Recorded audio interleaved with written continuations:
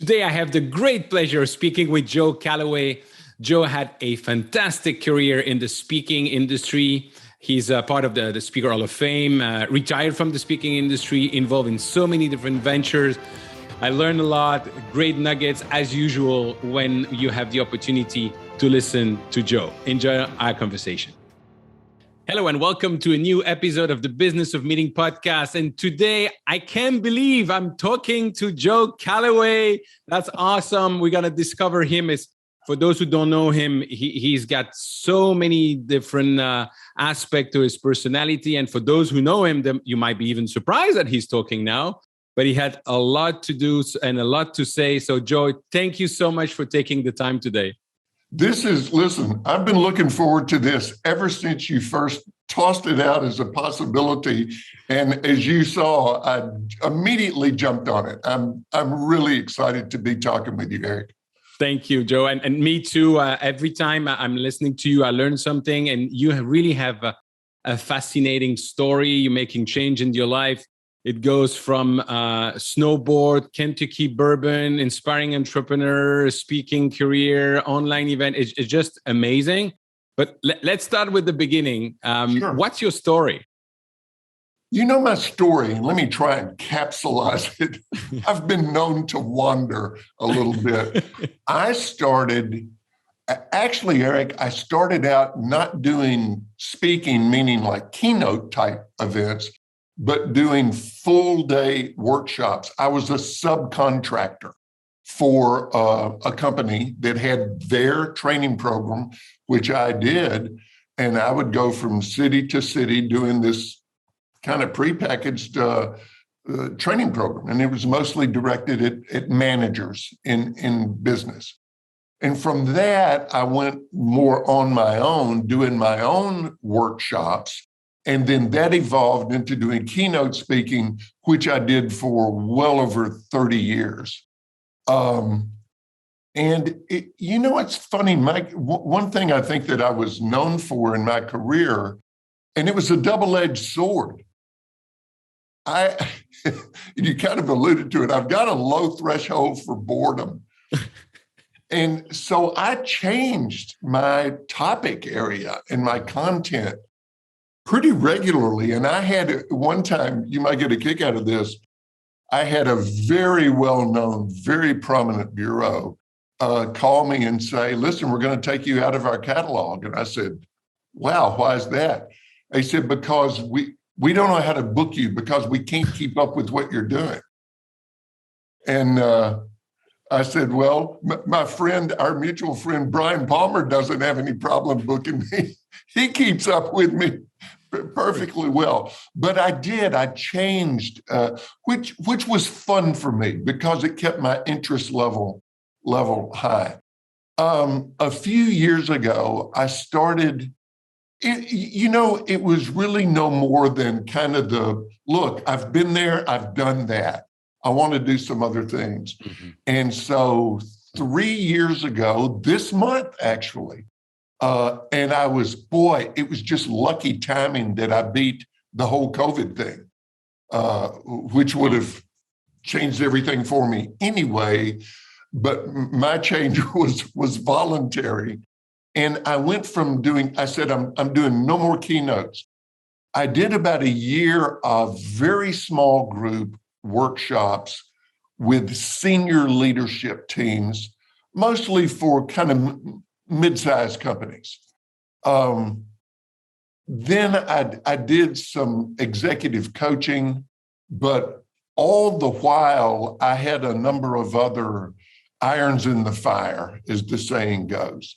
I've been doing some real estate projects for quite a while, and I got much more involved with those.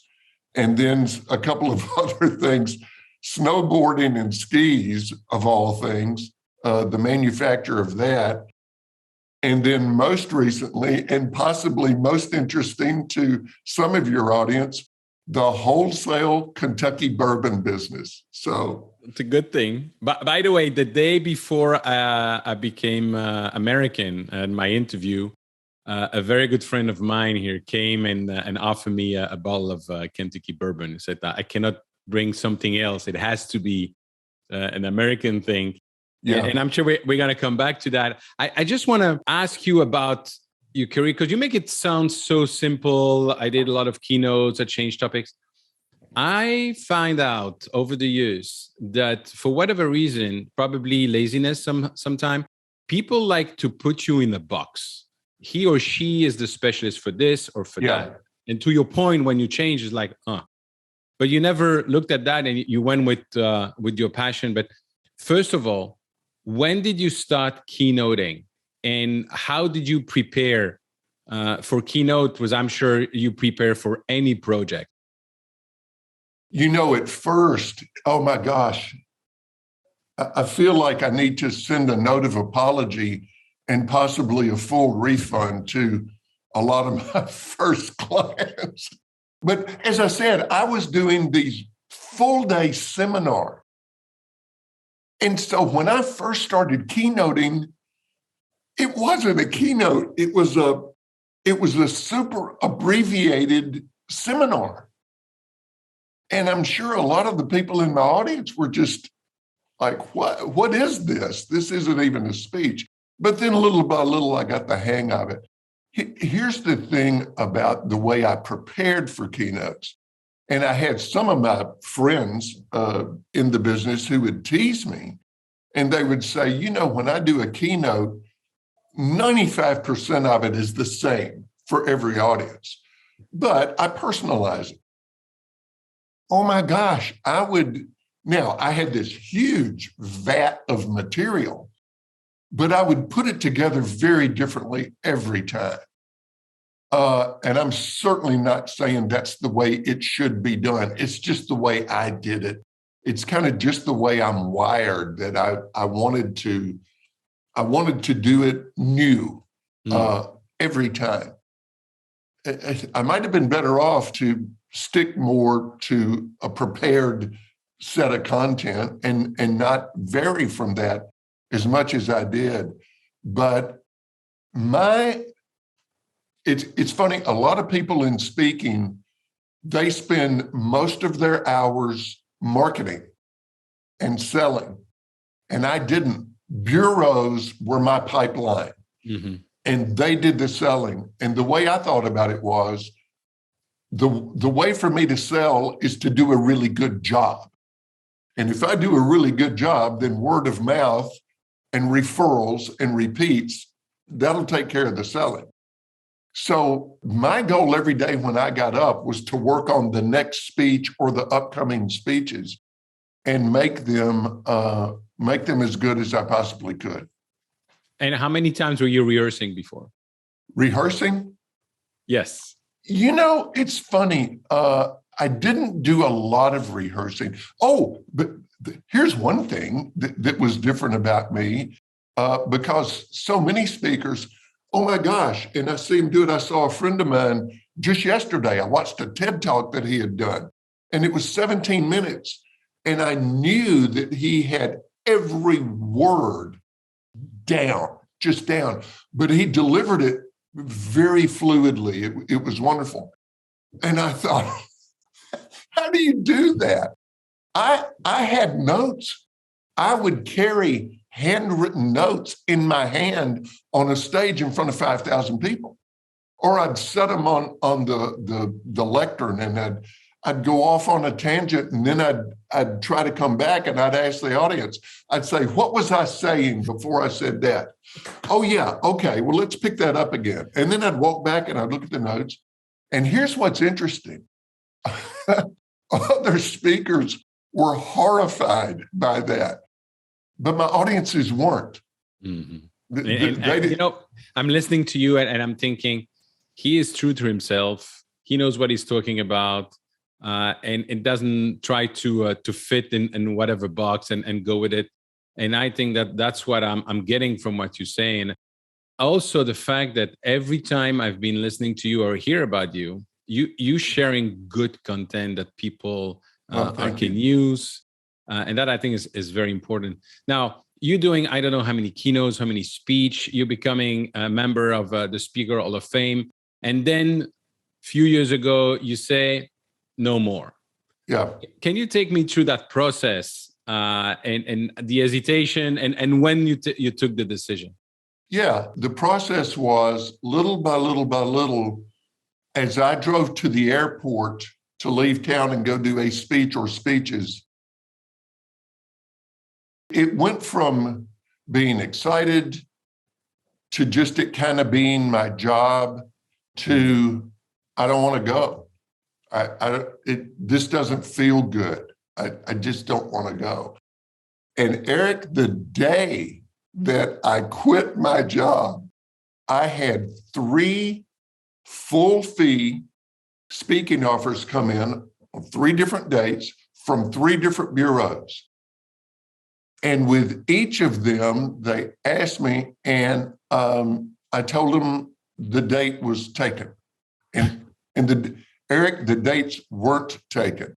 And so after the 3rd one, I thought, dude, if you're going to say no to business, you should take it off the table, in fairness to everybody. I mean, that's just silly.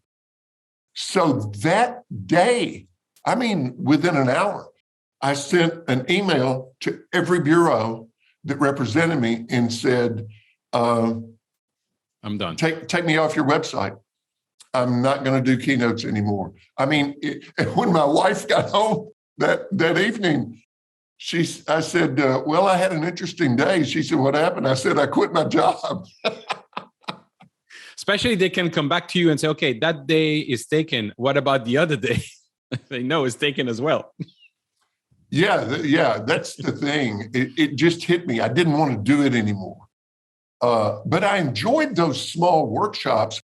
And Eric, for those, they were mostly like in a boardroom setting where we'd be sitting around a long table. And I wasn't even standing up. I was just sitting at the head of the table and taking them through some thought processes that were focused on some of their very specific challenges or opportunities. But again, that gets to the difference between a speech and a truly valuable conversation. And both can be great. I mean, there's so many ways to deliver content, especially now, my gosh. Absolutely. But my preference was more for a conversational mode of doing it. And thanks for sharing that. I think it's also very important for people to realize that, as translated directly from French, you're not a tree. If you don't like it, move. Yeah. Now, you're to me the poster child of entrepreneurship. You're doing so many different, you're involved in so many different ventures. You're also teaching about that. I'd like to speak a little bit about your view on entrepreneurship. Especially for me, coming from Belgium, when entrepreneurs are seen like crooks and very bad people, and here it's wonderful. Entrepreneurs are you speak about entrepreneurs very positively. It's awesome. Don't you think that at the end of the day, it depends on each individual? And I love entrepreneurship, obviously, but I don't think that entrepreneurship is for everyone. Or do you think it is for everyone? Oh, no. Oh, my gosh. It's really not. I think there's a big trap that people can fall into it. My gosh, I've been there many times, particularly during my speaking career. You get an idea and you fall in love with it and you're passionate about it and you want to do it. And so you're convinced that it's a great idea and it will succeed. And so then you tell your friends about it and your family and colleagues, and they say, oh my gosh, that's a great idea. That's a sure thing. And so you put it all together and then you put it out to the marketplace where it's not a matter of people saying, boy, that's a great idea. It's a matter of them giving you their credit card number or writing a check. And wow, maybe it might be a great idea, but it may not be a marketable idea. And even if it is, the journey of most entrepreneurs, it's hard. It's really hard. Yep. Because and by the way, one of the most fun things I ever did, Eric, was a few years ago. I was the entrepreneur in residence with a local university, Belmont University's Center for Entrepreneurship. And I worked with college seniors who were starting real companies. This is what they were going to do when they graduated. And I helped them kind of navigate the way. But one thing about being an entrepreneur is you start out with an idea and you say, this is what I'm going to do. Then you put it out to the marketplace, and the marketplace will tell you, well, no, here's where you need to change direction. This is okay, but this part of it is not okay. And so it's a journey. The early stages of entrepreneurship are largely information gathering. You have to find out what the market tells you about your idea. And for most entrepreneurs, there's a period of hanging on by their fingernails, just trying to get it off the ground. Now, most of the ventures that I've been involved in the last few years and that I'm involved in now, I didn't start them as an entrepreneur. I was an investor with entrepreneurs. And so I'm not running any of these businesses.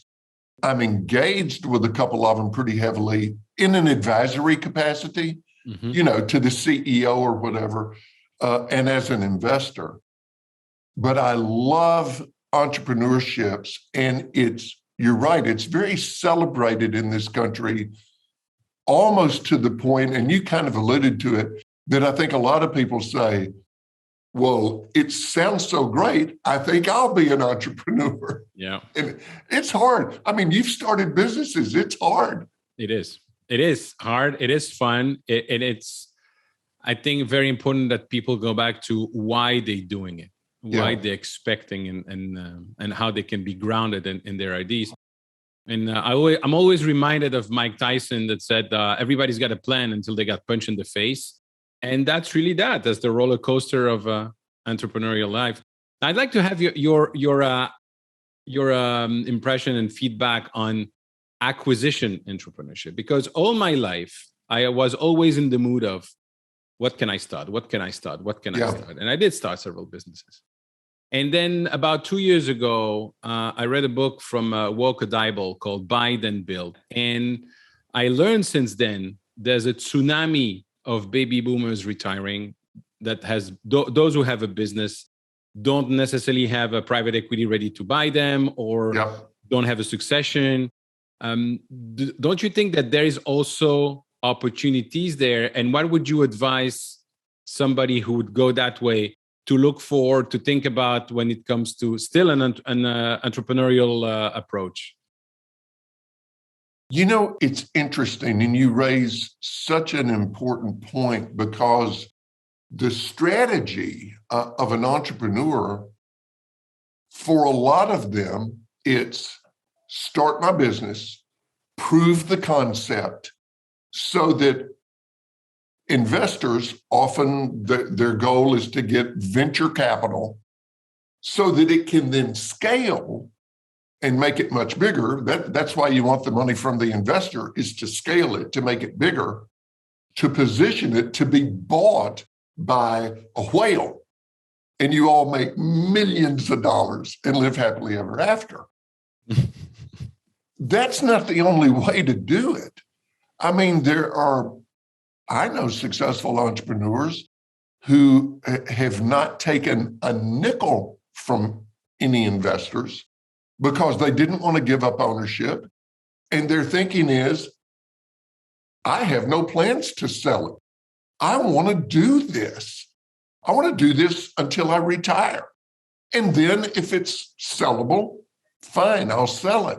But I'm not positioning to sell. And there are also entrepreneurs who think, I don't want 100 stores or 100 whatevers or 1,000 employees. I love this store and I want to build it and grow it and make it viable. And so and I wouldn't call that limited ambition. I would call that a different kind of ambition. And it goes back to what you've said a couple of times in this conversation, which is get clarity on what you want to do and what you love to do. And don't feel like you have to do it the way other people do it, or certainly the way other people tell you you should do it. You can do it any way you want. To me, that's the great beauty of business.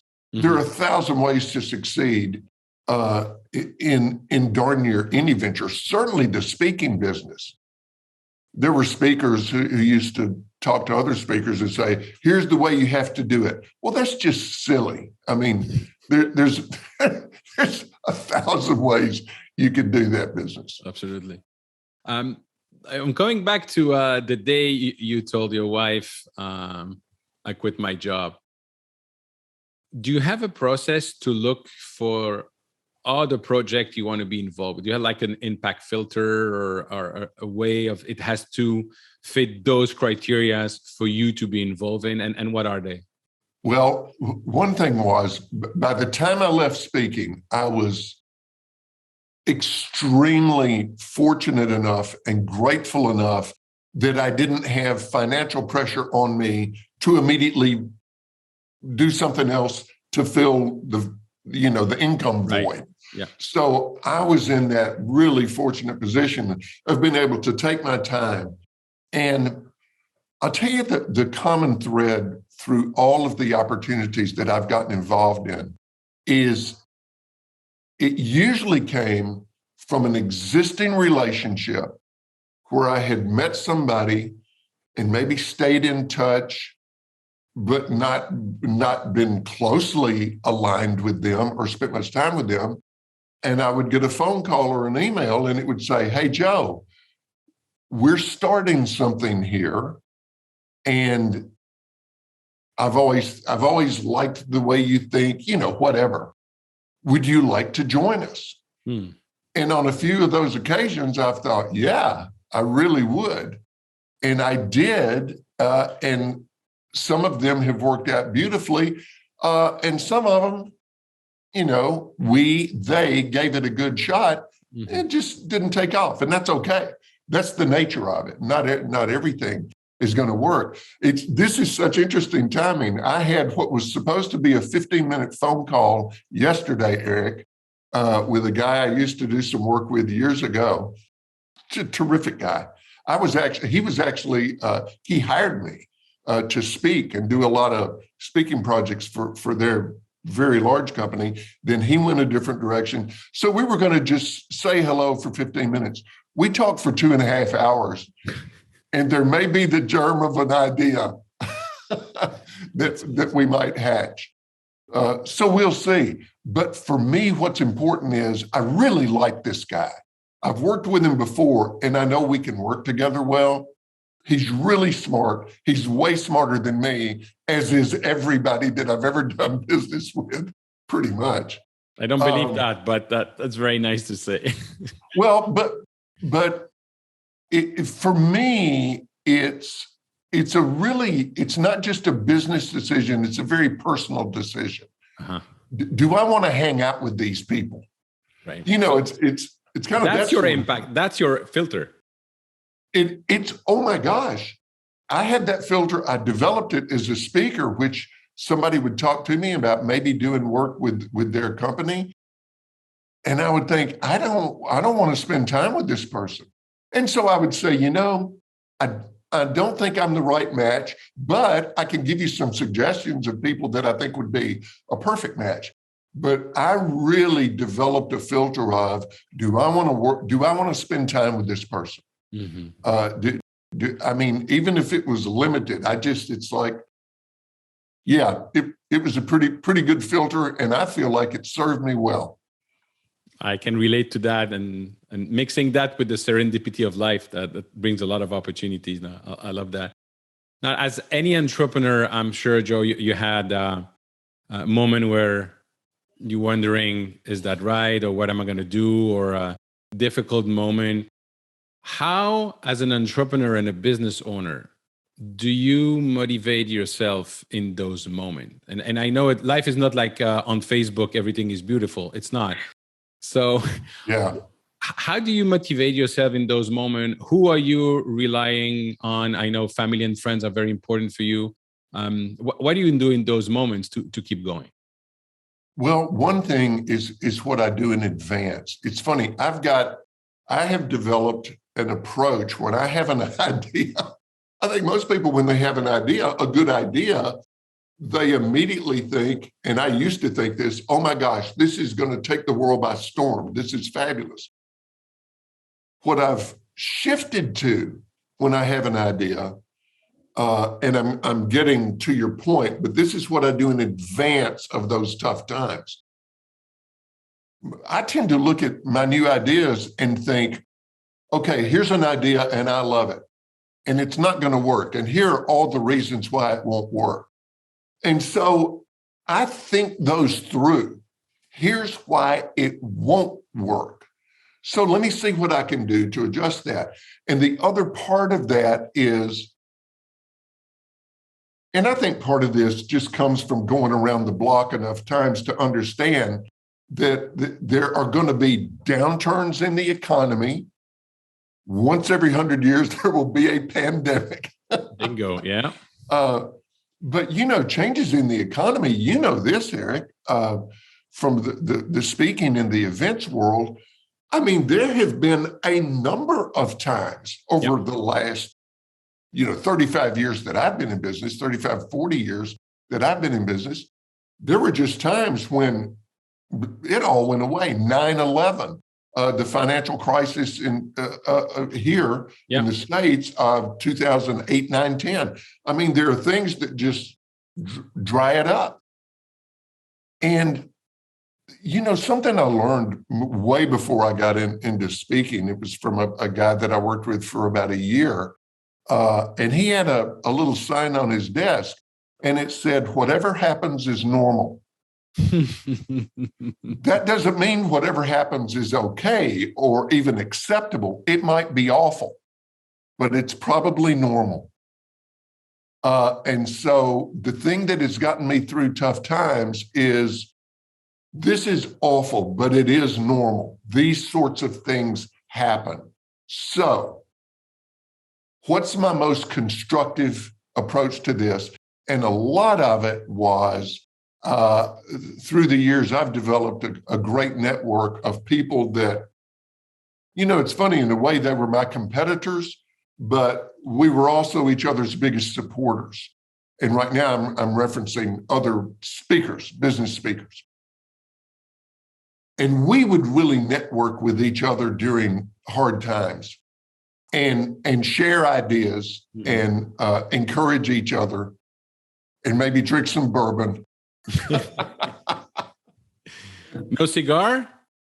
The rest of them did cigars. I was never a cigar guy, but I kind of liked it. I liked it that they were having cigars. So you have this network of kind of competitor, which is, I think it's fabulous to hear.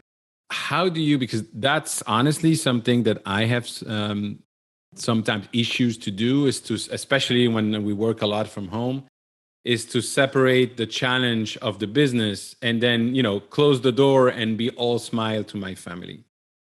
How do you do that? Well, I had a huge advantage in that my wife is so extraordinarily tolerant of the realities of being I was never what I would call a pure entrepreneur, even though I'm involved, I invest with entrepreneurs. I was kind of a solopreneur. More accurately, I was a solo practitioner. And so when you work alone and there's a tough day or a series of tough days or weeks or months, I was fortunate in having a partner, being married to someone who was just really good at rolling with that. And I think the other thing is, it's funny, it's not rah-rah motivational thinking, but General / Secretary of State Colin Powell said optimism is a force multiplier. And so I am an optimist, but I try to be a very pragmatic, logical optimist. And my ultimate go-to was take action. Go to work, even if it feels like you're beating your head against a wall sometimes. If I stayed disciplined about doing the work, and sometimes during those tough times, it was marketing work, then good things just tended to happen. But I think it's a matter of, for me at least, it was a learned, developed discipline that kept me steady. There's a movie with Tom Hanks. Gosh, is it Bridge of Spies? It's where he's defending a Russian spy in the U.S. He's an attorney defending. And at one point during the trial, he's alone with his client, and he says, "You're on trial for your life. There's a death penalty imposed here, and you don't even seem to be worried." And the Russian looks at him and says, "Would that help?" I love that. I love that idea. No, it wouldn't help anything to worry about it. Now, that's easier said than done, not to worry. But I don't know. I think part of it is, Eric, it's just life. You get beat up, you get slapped around, and you learn. You learn resilience. You learn how to bounce back. Oh, definitely. Absolutely. And I can relate to what you say about having a supporting wife, understanding what's going on. And I wish sometimes I would not be thinking about idiots that I have to deal with sometimes, and be totally focused with my wife and my kids. And it's a learning process, I guess. Yeah. So when you were mentioning the bourbon, and when I read what it's in your bio, I said, my goodness, Kentucky bourbon. And how did you do that? And again, I just think it's fascinating, from speaking career to consultancy to workshop to a snowboard to a online. And there you have the Kentucky bourbon. How does that happen? I got a call from a guy that I knew from years past, and we were not close, although we always liked each other. He was an entrepreneur who started a medical technology company, sold it for millions. He was friends with a guy who started an email business where companies would turn over all of their emailing, their mass emailings to his company. He sold it for millions.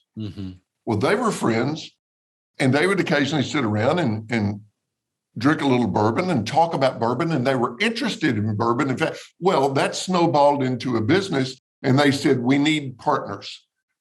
We need people willing to invest in this with us. One of them called me and said, you just came to mind as a guy that this might appeal to. Eric, there could not be a simpler business. Once a quarter, we will buy maybe a couple of thousand barrels of Kentucky bourbon from the distiller. This is brand new bourbon. The distiller will then put it in their aging warehouses, ricks. We age it for 2 years, because at the 2-year mark, it can then be legally, it's a law in Kentucky, it can be legally designated as Kentucky straight bourbon. Well, the difference in brand new bourbon and 2-year-old bourbon is that you can then sell 2-year-old bourbon for a whole lot more than you paid for it when it was brand new. And we sell it, interestingly enough, sometimes back to the distiller we bought it from, or to blenders who have got a 10-year-old bourbon and an 8-year-old bourbon, and they say, we need a younger bourbon to blend with this. But we then sell it. And so you buy it, it sits there, you sell it. Nice model. Yeah, it's a simple business. It doesn't take much day-to-day activity on my part, but it's a fascinating business. And I like bourbon, and I love the history and the story of bourbon and all the different distilleries. And doing this has been a catalyst for me to learn a whole lot more about just the industry, and it's fascinating. So there is a tasting part as well. There's definitely a tasting part. As a matter of fact, about a month ago, a number of us that are partners in the company went. I live in Nashville, Tennessee, and it's a, depending on what distillery you're going to, it's a 2 to 5 hour drive to get to a distillery. Well, the distillery we mostly work with is about 3 hours away. And so about, 50 or 60 of us went up there and had, because we're their business partner now, we had a very VIP behind the scenes tour and tasting of some of their bourbons. And they were wanting to show off some of their limited edition releases. And it was just fun. It's a fun business with friendly people and interesting people. And as you can imagine, it lends itself to hospitable people. And so, yeah, it's a fun business to be in. It's awesome.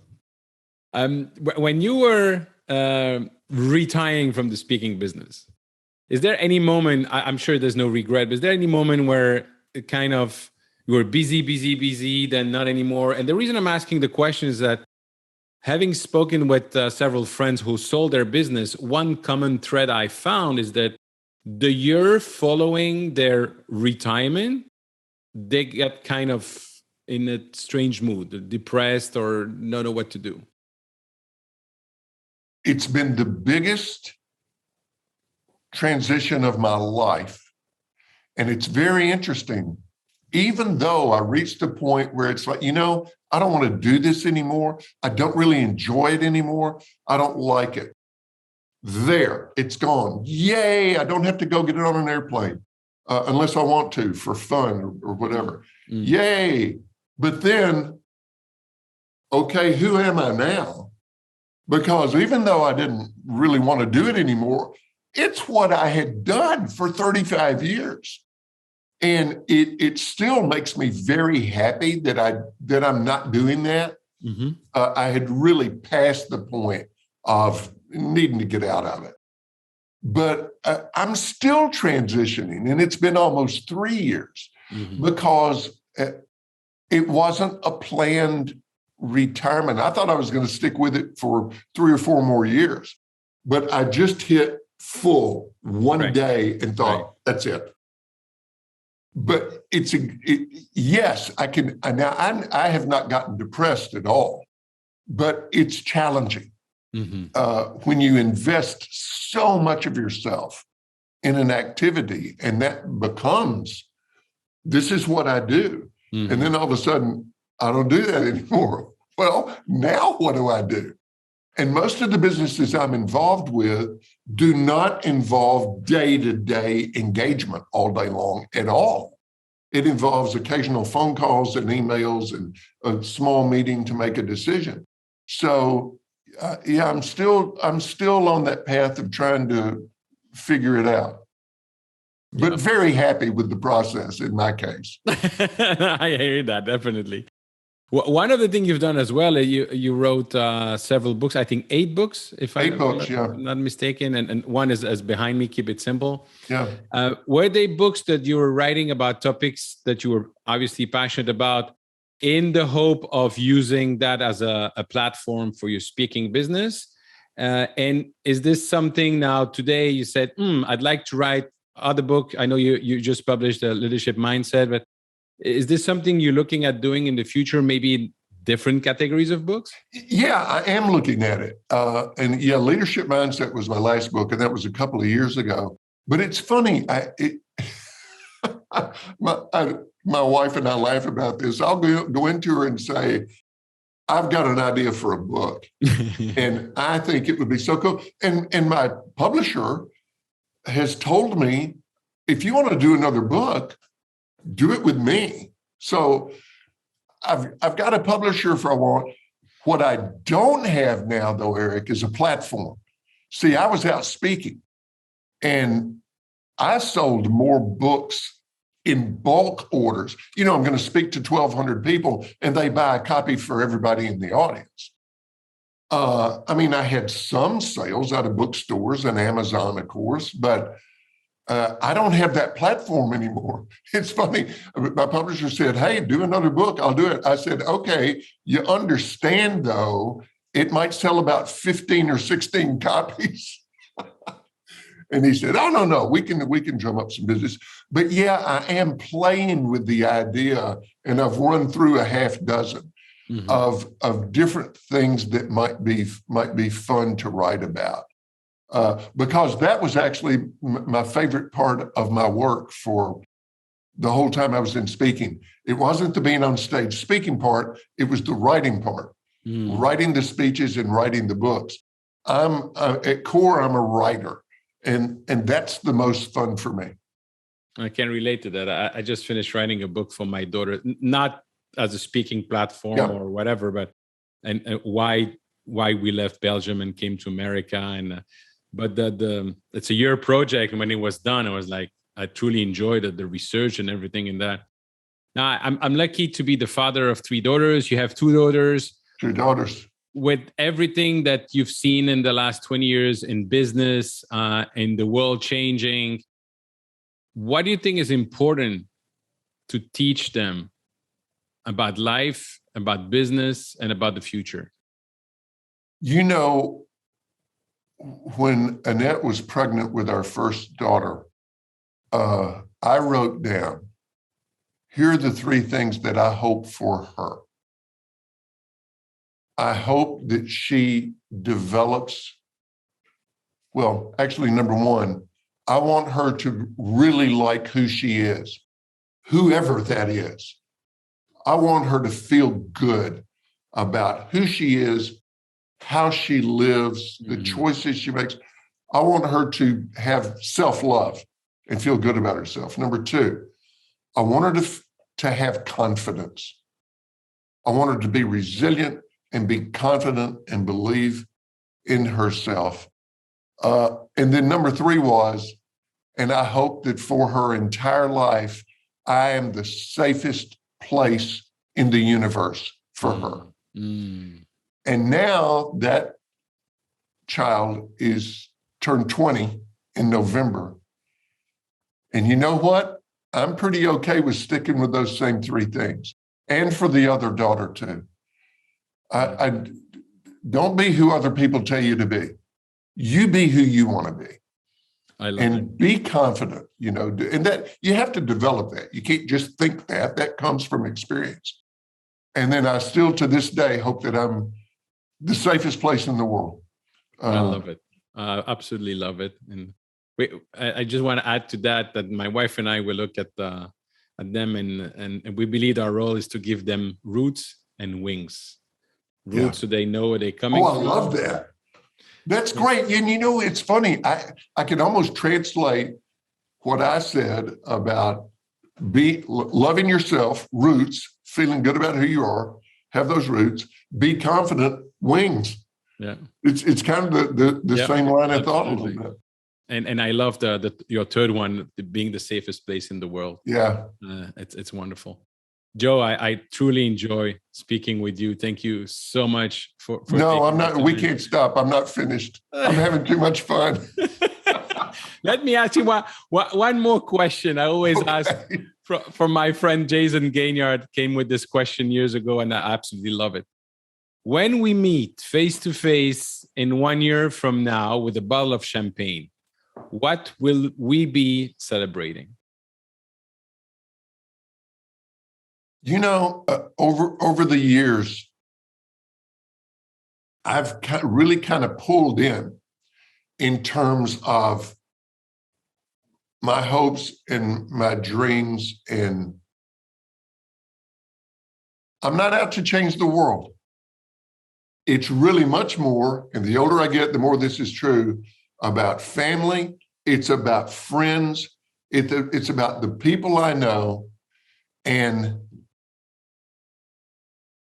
have I been a good person? Am I kind? Am I open-minded? You know, all those corny, schmaltzy things have come to be very real to me. And when we sit down with that bottle of champagne, I want to be able to look at you and say, Eric, it's a good life. It's a good life. Things are just fine. I don't mean that there's never any problems or trouble. Right. You can't avoid that. That comes with life. But if I can say I've done a good job and I'm doing a good job as a father, as a husband, as a brother, certainly as a friend, I really treasure my friends. And more so the older I get. Awesome. Thank you so much. And with you, I will make an exception. I will have bourbon instead of champagne. Bourbon. I'll bring it. Thank you very much, Joe. Thanks, Eric.